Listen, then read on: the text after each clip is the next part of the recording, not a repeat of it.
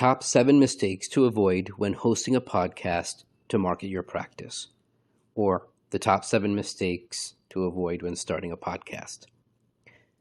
The number one mistake, to focus only on the metrics right away. The only metric that matters is ultimately client conversion. How many paying clients is my show producing? There are plenty of other metrics that are benchmarks that are nice to have along the way, but are not must-have metrics. And in fact, the shortest path, we should be pursuing the shortest path from episode recording to client conversion. And so it's nice to see some of the metrics. So on social media, you have metrics like likes, comments, shares. If it's a video, you have views on LinkedIn, on YouTube. On YouTube specifically, it's much like social media in the sense that it's number of likes, but also channel subscribers, which is also very similar to the podcast platforms where you have metrics including number of subscribers, number of downloads, number of reviews, which is really number of positive reviews.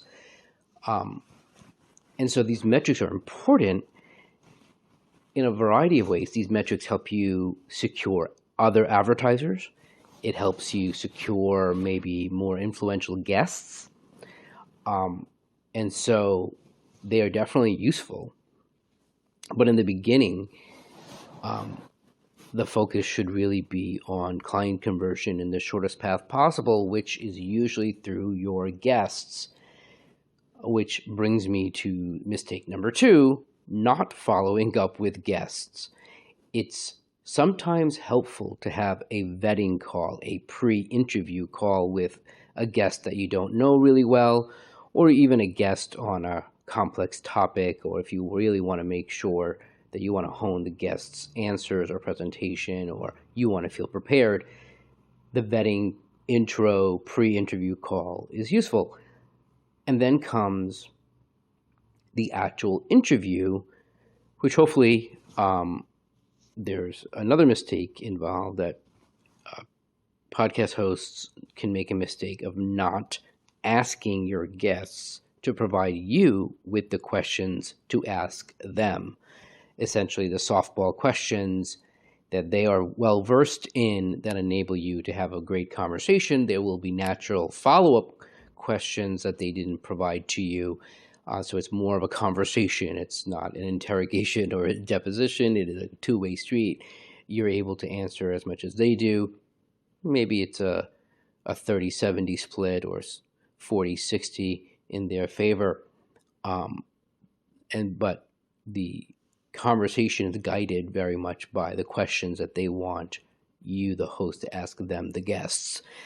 So to not ask them is basically putting yourself in a awkward position of needing to prepare and risking not preparing on the points that they want to make. And so the best way of preparing is by asking your guests to provide those questions, which comes to the point of, yes, have a pre-interview call, but definitely a guest intake form to get those questions from them that enables a great guest-focused conversation interview.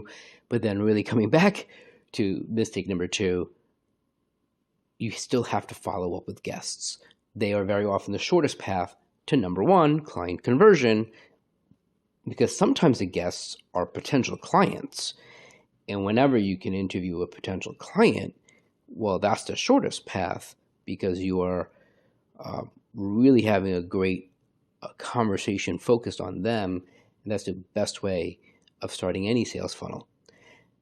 Now, very often you're not in a position to interview a potential client, but you are able to interview referral relationships.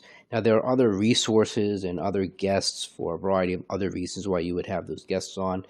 But the focus, the strategy is to have referral relationships in addition to, if you can, interview potential clients. But if you focus on referral relationships, okay, you brought them on to the show, they had a great interview, you talked about your offerings, they've given their offerings, which goes into the next mistake of not advertising your own lead magnet. That presupposes that, one, you do have a lead magnet, a email capture page that's enticing with an offering on your website. So do you have a lead magnet? And of course, thus, are you advertising it on your podcast? Your podcast should have a call to action ad about your lead magnets. You are your first advertiser. You are your podcast's first advertiser. Your call to action, your lead magnet, enables you to have a great follow-up conversation with your guest, what we call a post-episode review meeting, a PERM. Post-episode review meeting can have three main parts. You can have other things going on too, but three main parts. The first is you want to see, where did your guest share their episode? It doesn't need to be a checklist per se. Again, it's not an interrogation, but you do want to know and be assured that your guest indeed was able to share their episode. They are excited to do so. They want to do so. They are excited and honored and thankful and proud to be a guest on your show, to be interviewed as an expert, a subject matter expert on your show. It is a feather in their cap. They want to share their episode. Were they able to do that? Did they do that? Do they know how to do that? Are we making it easy for them to do that? At mentioning them, at pinging them on a social media platform like LinkedIn or Facebook enables them to just get pinged, notified that a post mentioned them, and all they have to do is click share. And now their circle of influence gets to see that episode. Made it pretty easy. There's more they can do, putting it on their website, putting it on their email newsletter, downloading that episode on a podcast platform, in addition to subscribing and giving you a review. So guests should help you with your metrics. So following up with guests helps you achieve the metrics that you may want to have one day to court other advertisers and, let's say, influential guests that care about those metrics. Following up with guests, the PERM has three parts. So the first part is, did they share it? And then the result of that sharing. They may not see results right away, so you don't need to make such a big deal about it, because again, it's a giving them content for them to share is effective for them and for you. The second part of the PERM can be focused on them and should be focused on them. And hopefully they have a lead magnet to talk about. The chances are that they don't.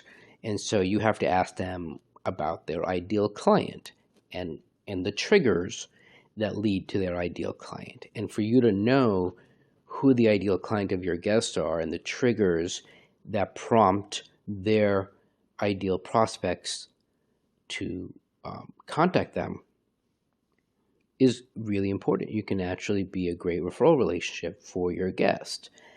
Now, if they have a lead magnet, they've put some thought into that, and it now gives you a handy way to refer them to others.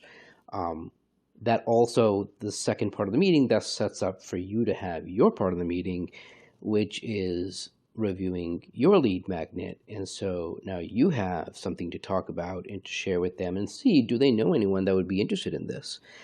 And it may be enticing enough where they raise their hand and they've turned themselves from guest referral relationship into now sales prospect. And so they've raised their hand, and now let the sales funnel begin. And it's a great opportunity for you to showcase value and get them as a client as well as a referral relationship, so they become a raving fan. And so the call to action lead magnet can enable you to have a productive conversation without putting them on the spot. You don't want to necessarily pitch them. They came on your show as a guest. They are a resource. They could be a referral relationship. But unless they raise their hand to be a prospect, then it's a very awkward conversation, and it can also come off as being a bait and switch, where maybe the only reason why you wanted them on your show was because you wanted to pitch them. And that may be true as an ulterior motive, but hopefully you're genuinely interested in their story, their resources, their insights, and as you are genuinely interested in their value to others, they're going to be interested in your value to others. To put it simply, it's a golden rule. And so the mistake number 2, not following up with guests, not having an effective post-episode review meeting, inevitably leads to the number 3 mistake of not advertising your own lead magnet. There's another mistake that a lot of newer podcast hosts think they need to do, and that is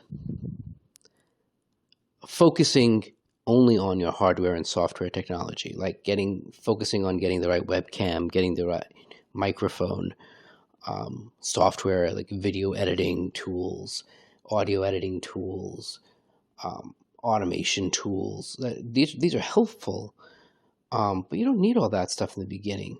Keep it simple. Get started. I'm not saying do things that are embarrassing and amateurish and poor quality, but at the same time, we've got HD cameras in our pockets, in our pocketbooks, and we've got HD cameras on our laptops. We've got HD level microphones on our phones and in our laptops. And if we're great on Zoom, if we look good on Zoom, we're going to look great on just about any video platform. And so you don't really need a whole lot of hardware and software in the beginning.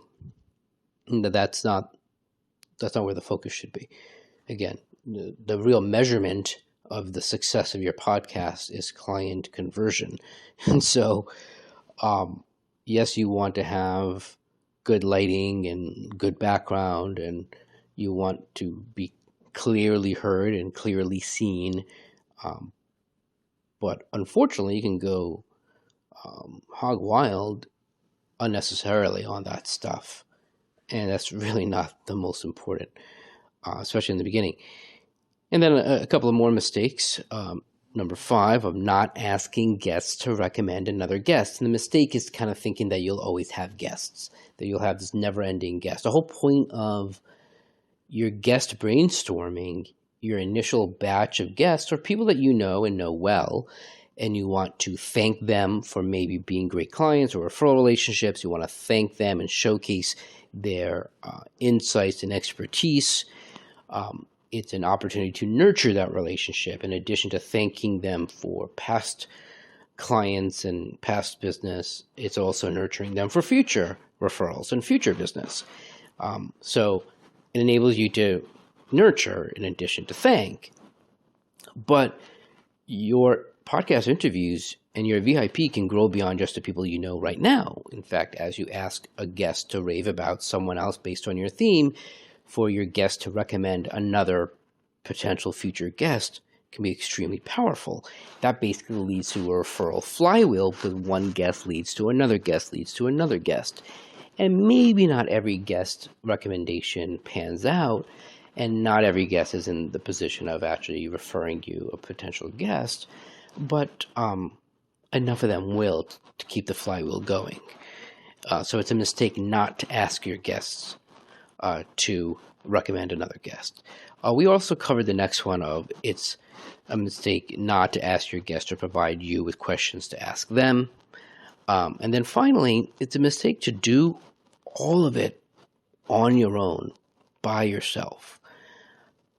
The mistake to do all the guest scheduling, all the production, the posting, and all the distribution all by yourself. This does not need to be a solo sport. This is a team effort. And so it is a mistake. It is hard to sustain the rhythm, the success, the continuity when it's all on your shoulders, all on your skills, all on your time. There's going to be times that you're not going to be able to do it. And so the consistency of your podcast, which we know ultimately in marketing, consistency and repetition is key. Consistency develops habits. Consistency develops expectations. Repetition is what branding is all about. And so by having a team, it enables you to have a production consistently.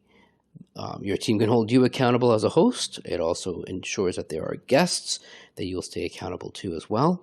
And they can handle all the technical involvements of production and posting and distribution, enabling you to free up that time for you to focus on client matters, on working with prospective clients and turning them into clients. And so that's really where your focus should be, which basically goes back to number one, right? That the only metric that matters is client conversion. And so even having a podcast team helps you focus on client conversion. So those are the top seven mistakes to avoid when hosting a podcast to market your practice.